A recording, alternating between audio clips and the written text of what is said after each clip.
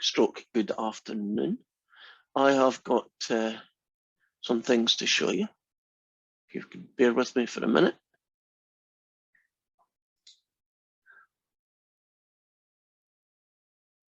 Put together some stuff which I hope will be of use to you. You'll find it in your Canvas site. Here it is here. And I don't need to go in student view. No, I don't need to. So if you click on this one,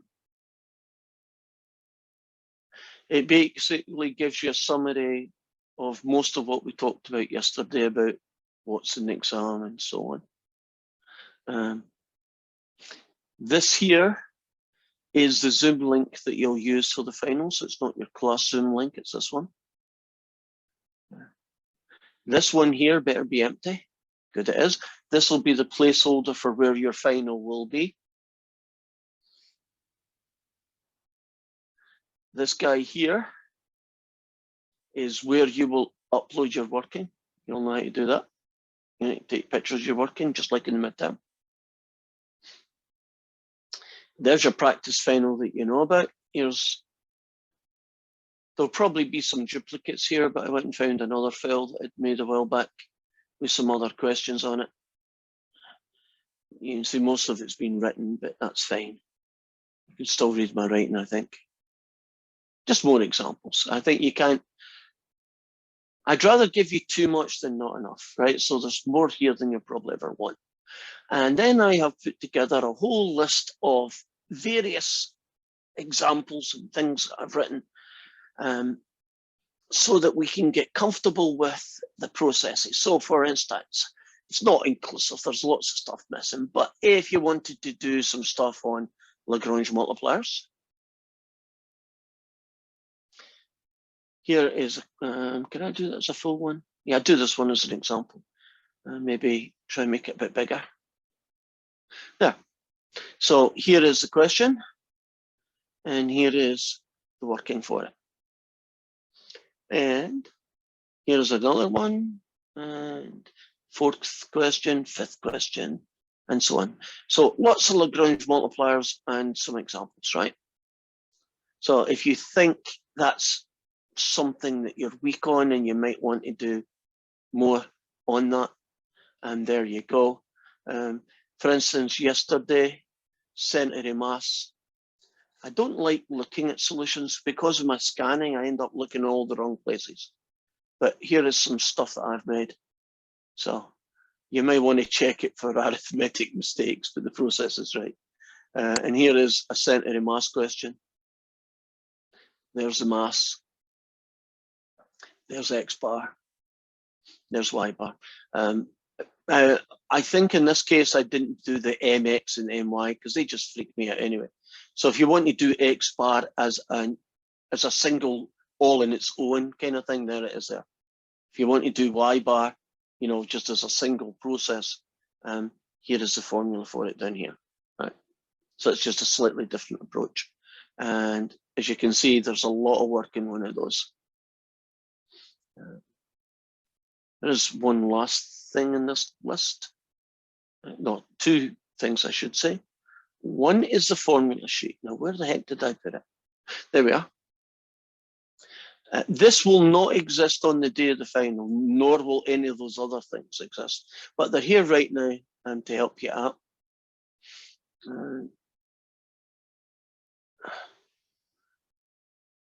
Triple integral formula. They're straight out the textbook, so you've got to remember the way the textbook does it. You know, it's not always clear, but for instance, can you recognize that as essentially spherical coordinates? That's what that formula is doing. There's your X bar and Y bar with all the back to front stuff. There's a three-dimensional center of mass if you want to see that one. There's a Jacobian. That's essentially the change in variable formula for a double integral, and so on and so forth. If we do that, there's your div, there's your grav, there's Green's theorem, there's Stokes' theorem, and then finally there's divergence theorem. And a couple of little visuals of what those might look like.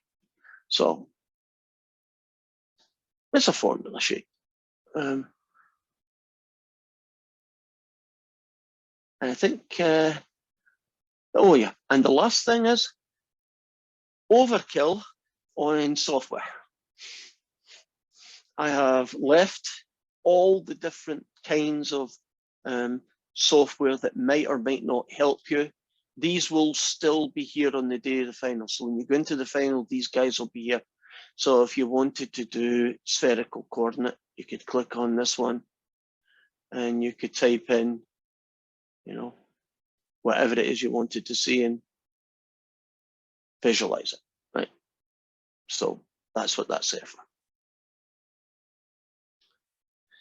So basically, final exam has everything I could possibly find for you, right? On the day of the final, all the formula and notes will disappear. All that will be left will be the final exam Zoom meeting, the final exam, these guys here, and the upload you're working. Okay, so any questions about that?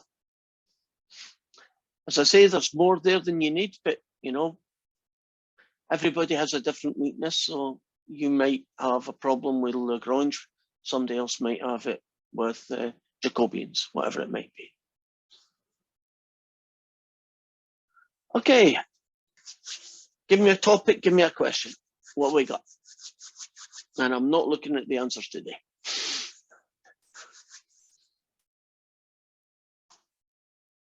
What you got? Windows gave up, he's left. That's not good, Window. Has anyone got a question for me? I'm feeling lonely. Honestly, no, because you've taught it pretty well so far, so I don't really have any questions. It's just a matter of reviewing. Okay. Okay. Thank you, I think. Yeah, thank you.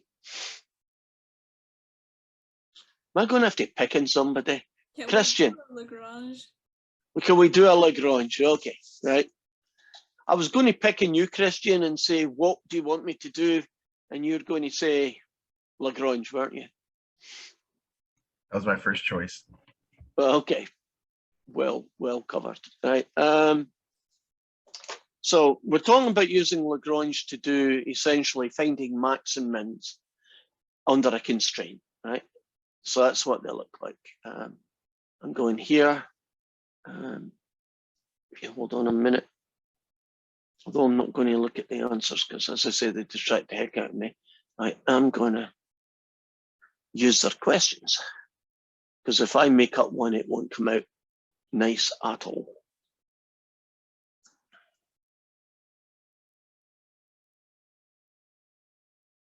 Are you seeing the whiteboards right now? Yep. No? Yeah? Okay. Because I'm not. There we are, I'm seeing it now. So typically in a Lagrange, you get a function, before we get them, I'll show you the journal. You get a function, maybe f of x, y, and there'll be some constraint, and the constraint could be x squared plus y squared has to be equal to 9. It could be x squared plus y squared has to be less than or equal to 9, or whatever, right? This we call the constraint function, and we typically think of that as being in terms of g of x, y, right? So in this case, g of x, y equals 9. And so we're trying to maximize a function z, given that it has a certain constraint that it has to be under. I'm almost in where beside now. And I'm just picking the question and leaving the rest.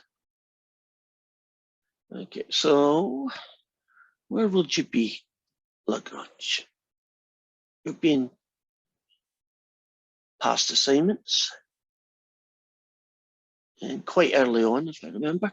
Right, 14.8, if you want to see section. Click on view.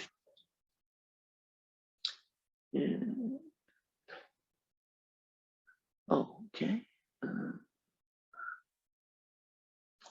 Ready? So,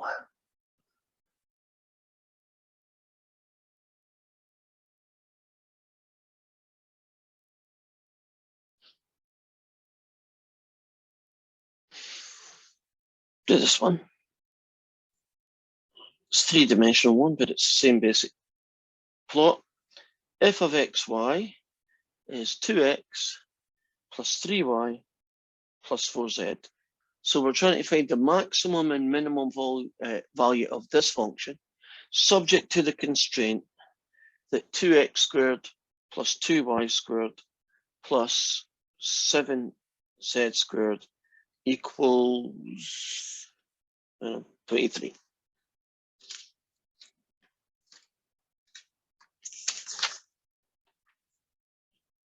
So when I'm finished, I'm going to say the minimum value is 12 and the maximum value is 80, whatever it might be. And let's get started. Well,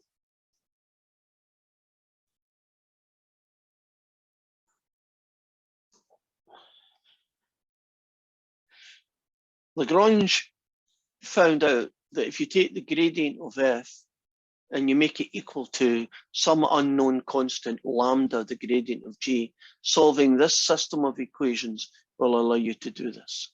So the gradient is the derivative with respect to x, y, and z. And it's going to be lambda, the derivative of the constraint function.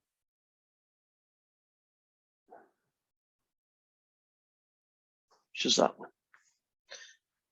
Now, if you differentiate this guy, right, this is f. If you differentiate it with respect to x, you get 2. With respect to y, you get 3.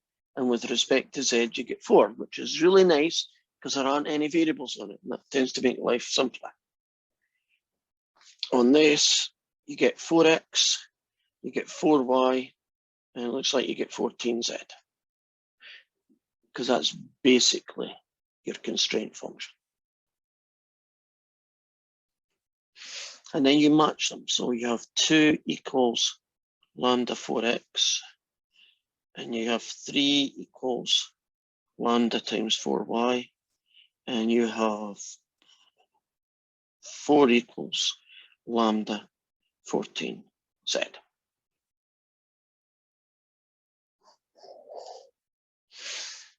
And these are essentially the system of equations that are going to generate all the possible critical numbers, right? All the points x, y, z, right, that we can look at. The first one that we always go for is we assume that lambda might be 0. And 9 times out of 10, you don't get anything useful out of it. But the one time you don't check is the one time you should. So always check it.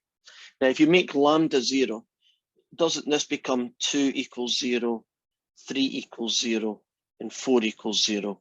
And that isn't going to happen, right? So there's no solution. Now, sometimes you might get an answer like x is 1, y is 2, and z is 3, right? Just pretend that's what we got, right? X is 1, y was 2, and z is 3. That doesn't mean you can use it yet. Don't you now go over here and find out, does that combination equal 23? And if the answer is yes, you can use it. But if you plug in, 2, 3, and 4, and it doesn't work, then you can't use it. Here, we never even got that far. Would you agree you can't use lambda 0 because it doesn't even give you an answer, right? There's nothing usable out of it. Now, once you've got by the lambda equals 0 set, you then move on to assume that lambda is not equal to 0. Let's see what that does. Well, you take, I've got room. Why am I moving? You take equation 1 and you divide it by equation 2. And the reason you do that is that essentially it gets rid of the lambdas and it only leaves x's and y's or whatever behind. So this becomes 2 over 3 equals lambda times 4x over lambda times 4y. Now, if you cancel out these guys and cancel out these guys, you now have 2/3 is x over y. And if you do a little cross multiply, you get 2y equals 3x, which makes y equals 3 upon 2x. And that's good news. I'm going to keep that, and I'll use it later.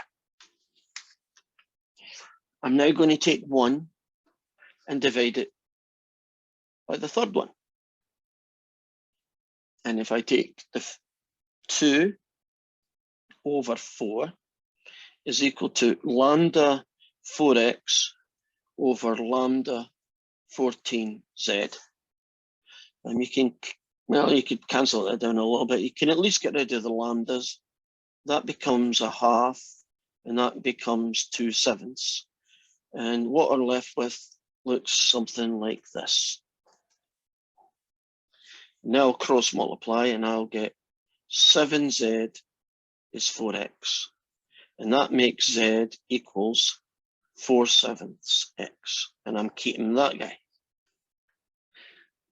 What I'm trying to do here is I'm trying to find a way of getting every one of the variables, that's y and z in this case, in terms of x.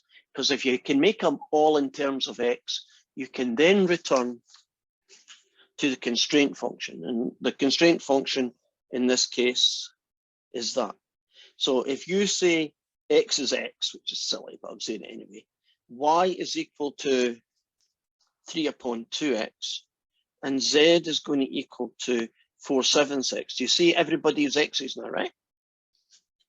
So when I write down my constraint function, which is 2x squared plus 2y squared plus 7z squared, has to equal 23, and we only need to worry about the equals.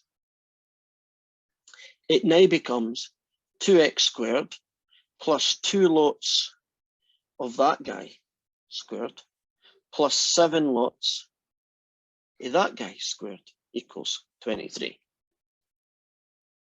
Can you kind of see where this is going? Right. So I now have 2x squared. That's 9/4, but 9/4 times 2 gets you 9/2 x squared. And this is 16/49 z squared, and 16/49 gets you 16/7 when you multiply it by 7. So 16/7 x squared is 23. And I'm just going to collect all of those guys on my calculator.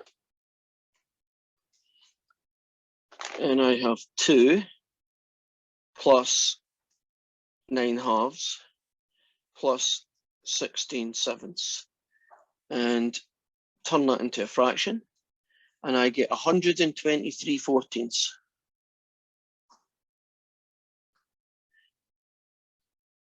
Are we good? Now, I'm going to make a minor change to this question, right?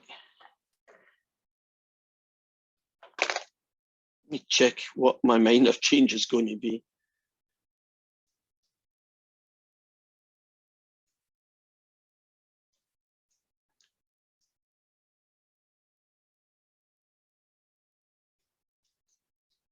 No, it's not going to work. Okay. I'm just going to live with the numbers I've got.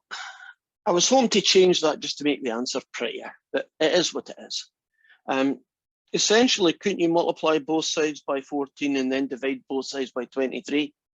So I was hoping to get something nice out of that. But 23 times 14 is 322 out of 123. So that gives me x is plus or minus that ugly guy. Are you with me so far? Now, I'm going to take that as 2 separate situations and generate all my possible answers. If you make x positive, the square root of 322 over 123, won't the y value be 3 upon 2 x's? So that's my y value. And won't my z value be 4/7 x? So that's going to be 4/7 of that ugly guy. Can you pretend that ugly guy was 3? That would make your life so much easier, right? And then the other choice is you make this guy negative.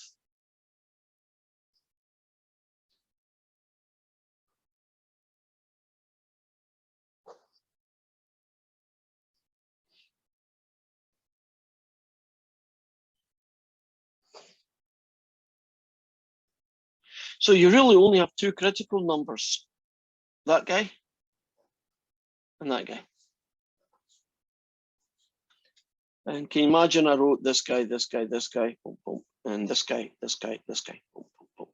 So it's basically a whole load of plus things and a whole load of negative things. Now, what would I do to finish?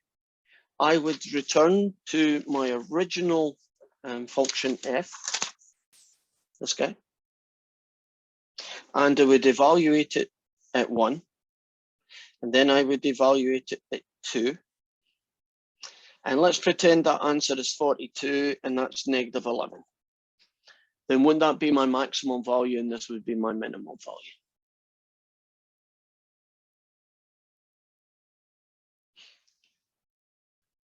Right. Up to there, things are quite realistic. From this point onwards, I'm not going to start doing calculations with these. Would you agree they just get uglier and uglier? At least they're all multiples of the same ugly square root. So I guess it's not as bad as that, because it would be 2 of these, add 3 of these, add 4 of these.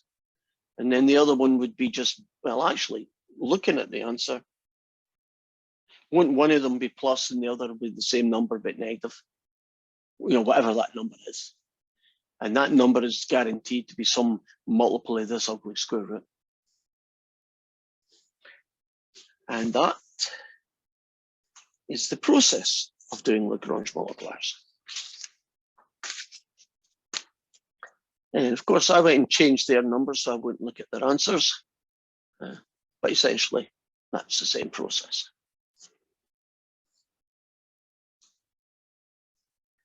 Okay, what's our next guy going to be?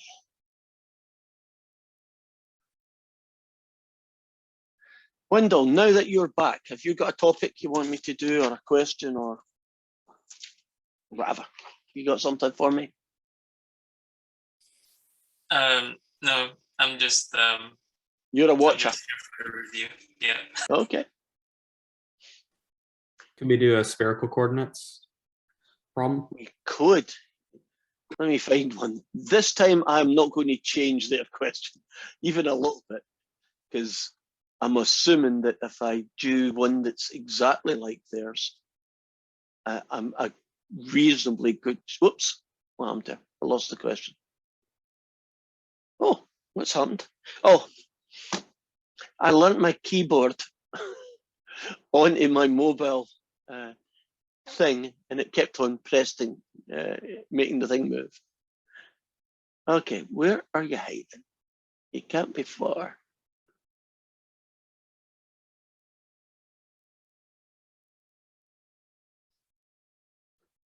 Oh, here we go. Triple integrals.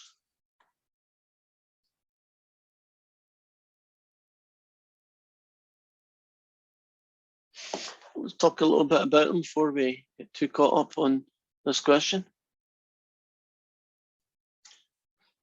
Shouldn't you only do triple integrals, i.e. spherical coordinate ones at least?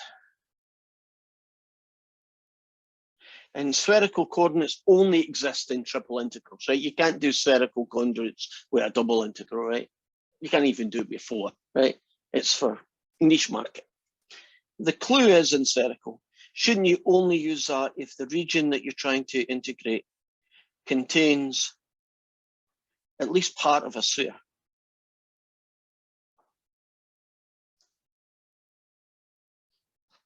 Agreed? So, which one will we pick?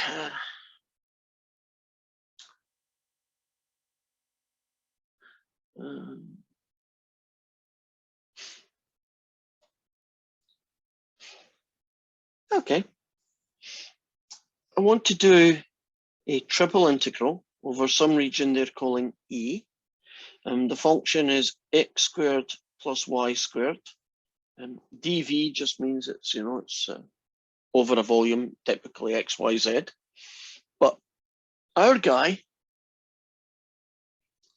is going to be hemispheres between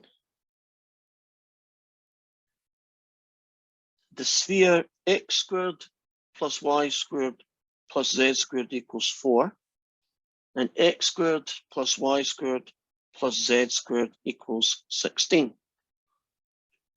And the xy plane. So a very bad attempt is coming up at trying to draw what on earth that looks like. Since it's the xy plane in these guys, a hemisphere means half a sphere, right? So can you imagine you've got a big half sphere and inside it there's a little baby half sphere. That does not look like a sphere inside the sphere, but will you trust me, it's the best I can do. Now, what we need to do then is we need to describe the limits of integration of this. Can you imagine a dome? Oh, there's a good one. Do you know the Tacoma Dome? Isn't that basically a hemisphere, right? It's half a sphere. Can you imagine somebody went into the Tacoma Dome and built a little baby Tacoma Dome? Isn't our guy the region between those two shells, right? Can you visualize that? Because my drawing's hopeless. We're going to have a rho. We're going to have a theta. And we're going to have a phi. And we're going to put limits of integration to generate this 3D region. Now, this is a sphere, radius 2. So won't that be rho equals 2? And this is a sphere, radius 4. Are you comfortable about the 2 to 4 part? So far, so good. Now, isn't theta the rotation that goes this way, right, on the XY plane? Now, the way this guy, it's the whole Tacoma Dome thing, isn't this all the whole thing, right? It's an entire circle, right? Does that help or work? It probably makes it worse, right? But it's an entire circle worth, right? Now, phi starts off on the y-axis and you curve this way down. And if you did an entire sphere, wouldn't you finish up pointing down the way? And when you do phi, a whole sphere goes from 0 to pi. If you're only doing this piece, you go from 0 to where? Pi over 2. Okay. Are you all comfortable about that generating the region E? So far, so good. Now, there's a piece that you just have to remember, and I'm trying to remember it myself because I can never do this. Just my memory. I'm going to go for it. dv essentially means dx, dy, by dz. But when you go spherical or polar, don't you change these guys, right? Now, when you go spherical, you're going to go d rho, d theta, d phi. And my memory is about to be tested. I think it's rho squared, cosine or sine phi. Which is it going to be? It's sine. It is sine. You know, when you do cylindrical, don't you do an r dr d theta? Remember when you do it when polar cylindrical coordinates are just 3D version of polar, right? You do an r dr thing. This is just pure memory. Write it down somewhere because I can never remember either, right? That's the guy you're going to use. Now, the only fellas we've got left is the expression that is here. And I'm going to turn that guy into rhos, thetas, and or phi's, whatever it is. And so we need to know what x is, and we need to know what y is, because that's the only two guys in town.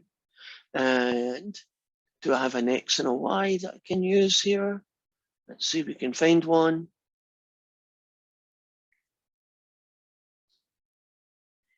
Rho, sine of phi, cosine of theta. And Y is rho, sine of phi, sine theta, of course it would be. And I've got it in front of me, so my life is easy. Does anybody want to tell me what the Z one is? Not that we need it for this question, but what it would be anyway. Anybody got that sharper brain? See, I can ask you because I can see the answer. Can you see that might be something you want to write down somewhere? Okay, last chance. Anybody want to tell me? Is it rho cosine squared? No, it's close. Rho cosine phi, right? These two use a phi, and one's a cosine, one's a sine. If I rub this middle guy out, can you see rho cosine theta and rho sine theta? Isn't that just like polar? And this guy is just whatever they don't have, this one does, kind of thing, right? Now, the only two that we are interested here is x squared plus y squared. So I still need to figure out what that is going to become, and then we'll put the whole package together and we're done. Now, if you take this guy and you square it, you get rho squared, sine squared phi, cos squared theta. And if you do the other one, you get rho squared, sine squared phi, sine squared theta. And you always want to make things style points, don't you? You want to make things as pretty as possible. Okay, look at these two expressions. Can you find some common factors for me?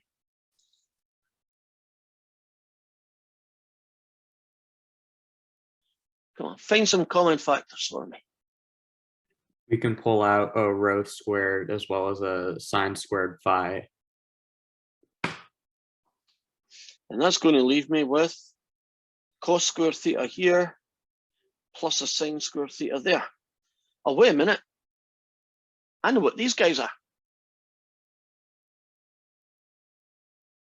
What's this guy? 1, yeah.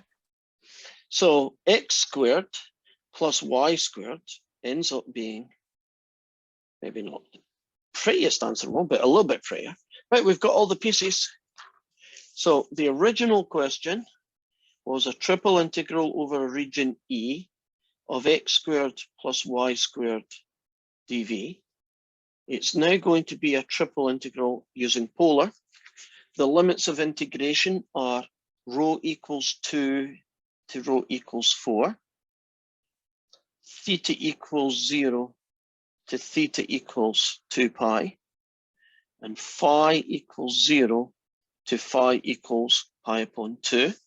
The function x squared plus y squared is rho squared sine squared phi, followed by dv, and dv is this guy. So it's rho squared sine of phi, and since I don't have room here, I'll write it underneath, d rho, d theta, d phi. Are you comfortable about all the pieces coming together here?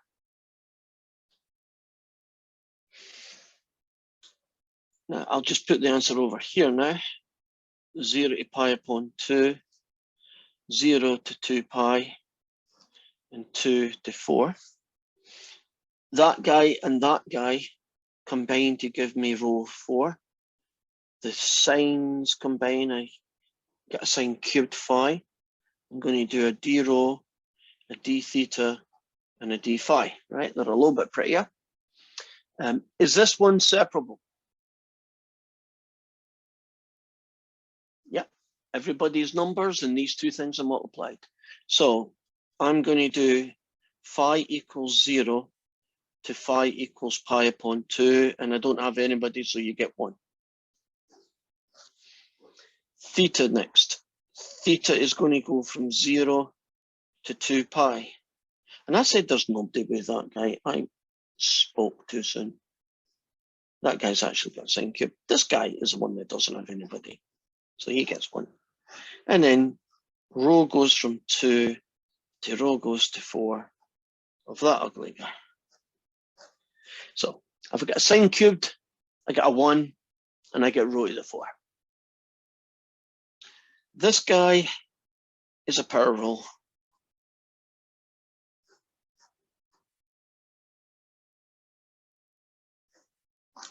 This guy is 2 pi. And how are you going to deal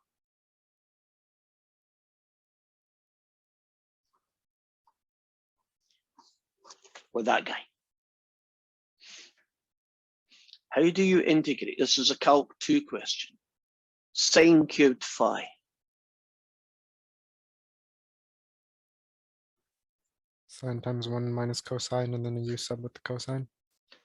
I think I caught you right. Did you go, I'll just maybe put an extra line or 2 in here, Matthew. Split it like that.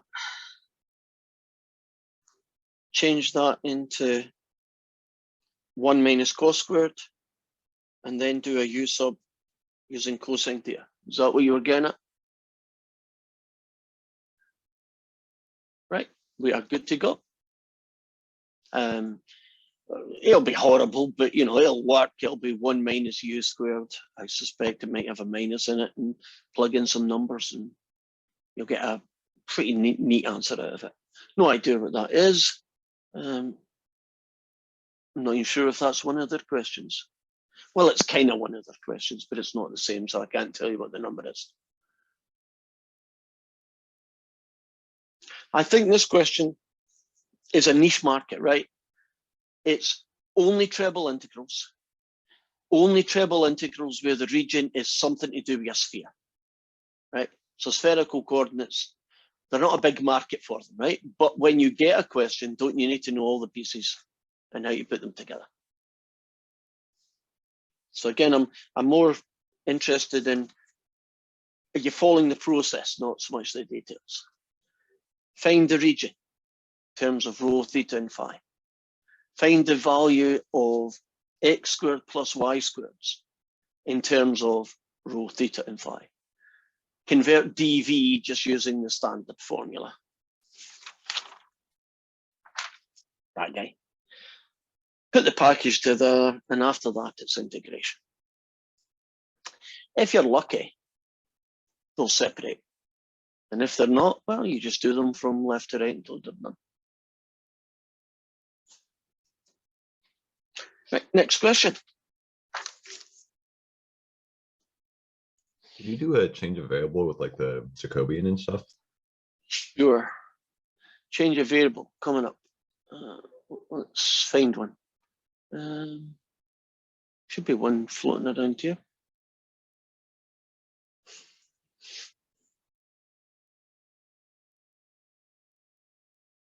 Oh, okay. It must be in the second half.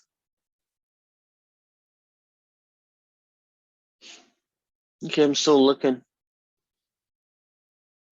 I must have skipped it.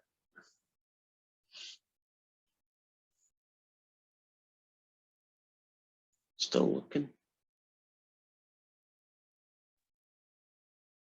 There we are.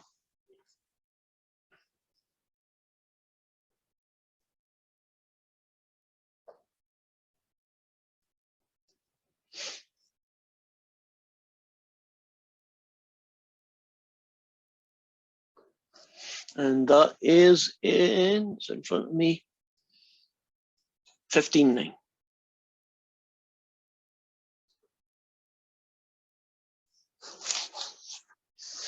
Okay, let's click on it.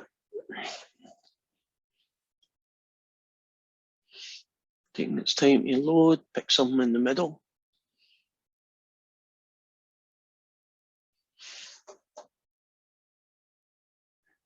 Okay.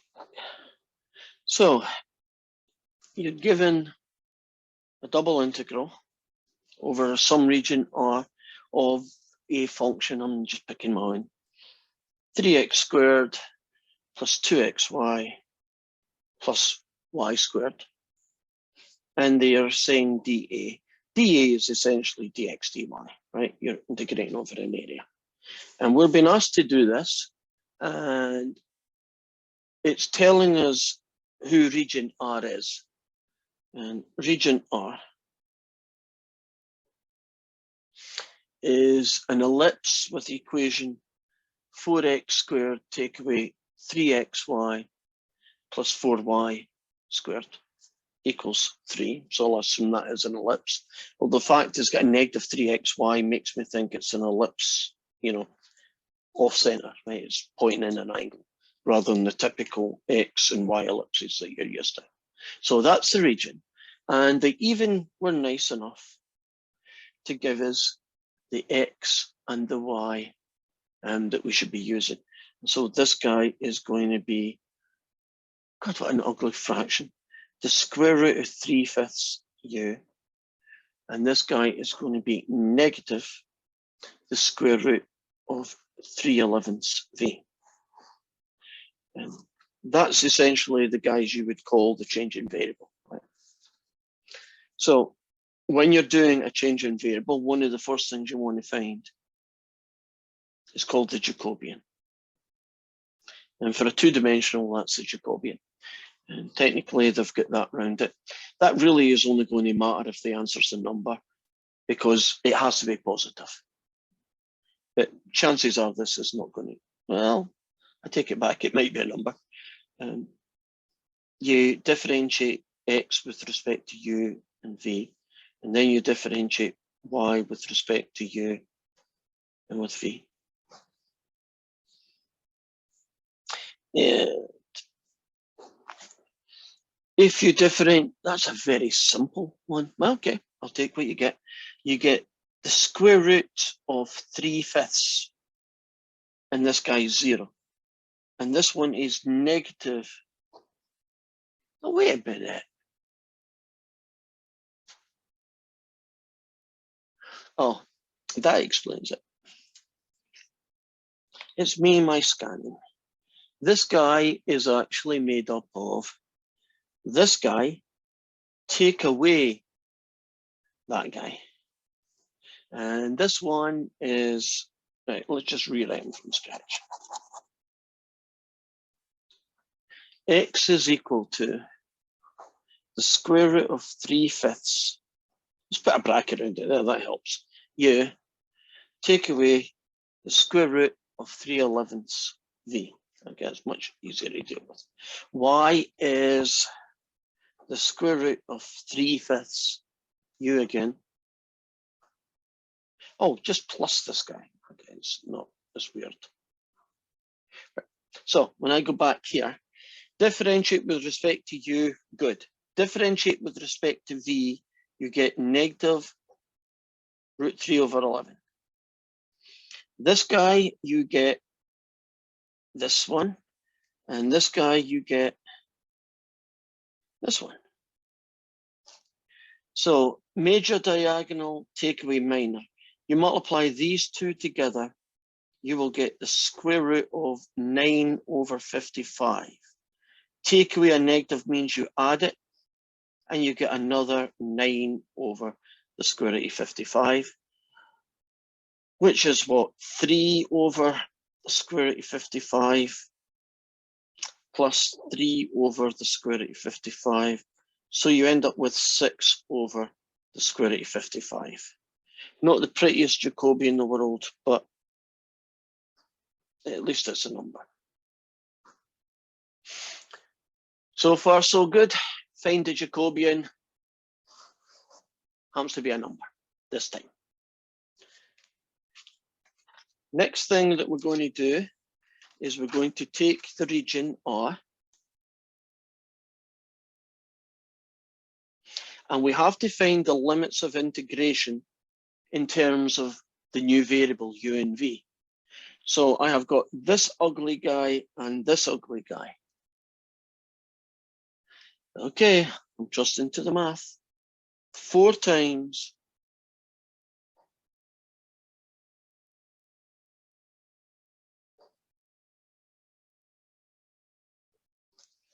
that guy squared take away 3 times this guy.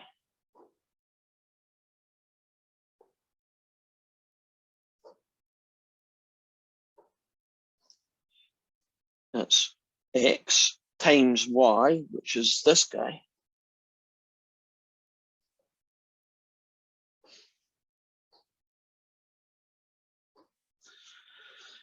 And finish with 4 of this guy.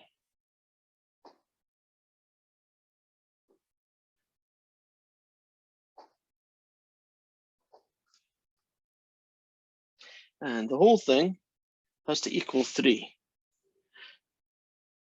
Okay. Do this one first.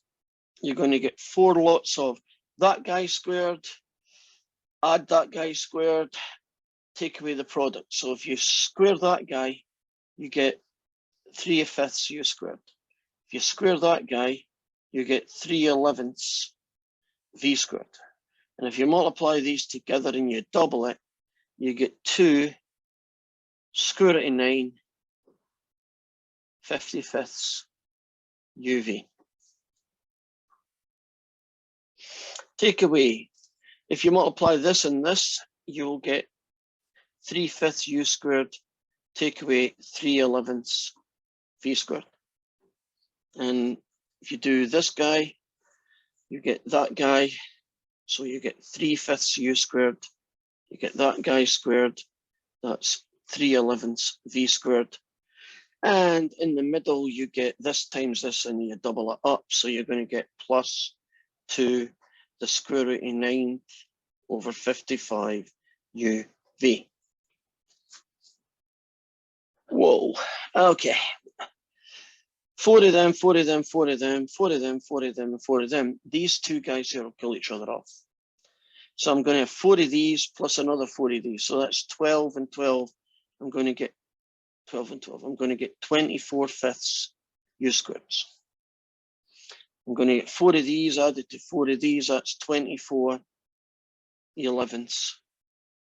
v squareds. And so I've taken care of all that stuff, right?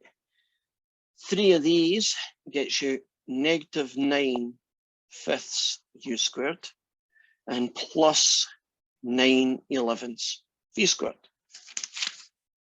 And the whole thing's still equal to 3.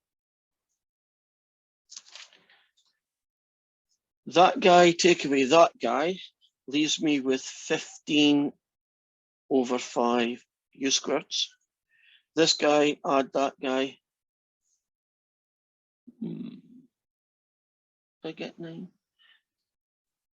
I know what I want that to be. And I get it. I get 33/11 v squared. I get 3u squared plus 3v squared is 3. I get u squared plus v squared equals 1. For all that blinking work, isn't the region R just a circle in UV space? And so I'm not going to use u and v. Won't I just make it polar? So let's show you what the integral looks like before I turn it into polar. The original integral was for 3x, right, plus 2xy plus y squared dA. It's now going to be a double integral over a circle radius 1. So I'll just call it that for the time being, of 3x squared plus 2xy plus y squared. The Jacobian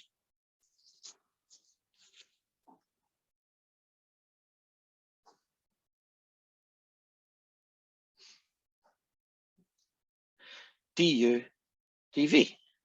Now, somewhere in this mess, I already found the Jacobian, and I think I put a circle around it, and it was there. Okay. So we have got from theta equals 0 to theta equals 2 pi, from r equals 0 to r equals 1, because that's a unit circle. I have 3x squared plus 2xy plus y squared, which I haven't fixed yet, times 6 over the square root of 55.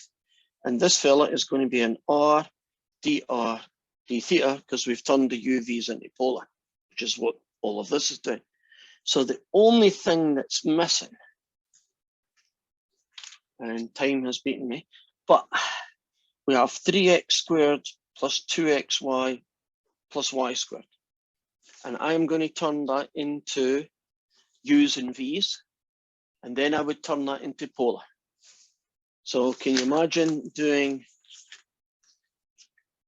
where's our guys? Yeah. That guy there is him, and you square it. That guy there is him, and you square it. And you do 2xy's, and I'm going to pretend I know what the answer is, and it's u squared plus v squared. Okay, it's 3u squared plus 3v squared, that's more likely. Won't that then become 3r squared, if that was the case? And so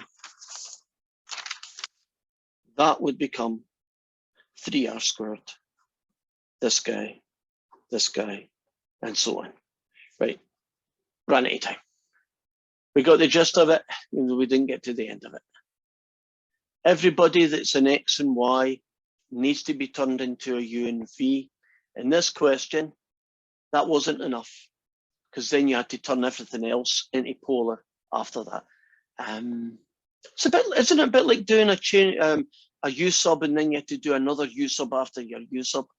You know, that kind of situation. It's a little bit like that. Well, that is us for today. So last name and bye-bye. And I'll hang about for any questions at the end. If anybody's got time to finish that horrible one off, according to what is in front of me, the answer is 9 pi over the square root of 55. So if you get that, you know you did it right.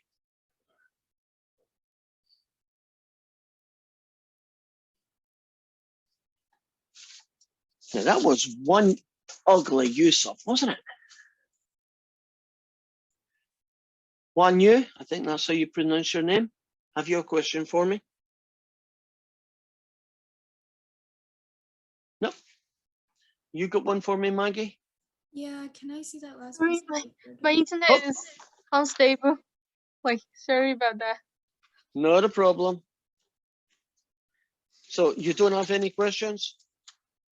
Yeah, I lose connection. So I may need to watch the video. Okay, I gotcha. I'm assuming you're not in America right now? No. Nothing wrong with that. So where is your time difference?